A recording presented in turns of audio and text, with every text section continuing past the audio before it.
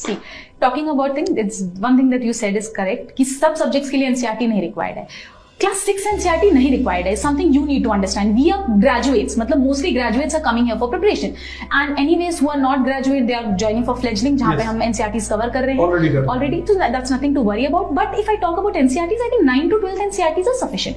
Specifically for subjects like geography, 11, 12 की NCERT more than enough. Polity के लिए Indian Constitution at Work, which is a one-time read. That is what I tell my students. एक बार पढ़ो, pick up this definitions, pick up the examples, just make a note out of it, because then class notes यहाँ की and then yellow booklets enough, because वो आपका cover कर देंगी और the Supreme Court judgments, relevant articles, and that have been their case studies. Books are updated every year for every batch. हाँ. Talking about economics, introductory macroeconomics is an NCERT I would suggest students to go for, because यहाँ पे जो terms होते हैं that are mentioned, they will be asked by UPSC any year. I think one term was there, marginal propensity to save. It was mentioned in a box, and yes, people generally say box skip कर दिया करो, नहीं पढ़ा करो. And in 2021 UPSC directly asked questions on that. Then you need to be very much updated with the NCERTs specifically. चलो ये 3 subjects का हो गया. Talking about history, either you stick to old or you stick to new. History नहीं बदल रही है. You have to understand that. History is just the same. Indus Valley में जो भी civilization में जो भी आज तक research or developments have taken place, जो भी findings है,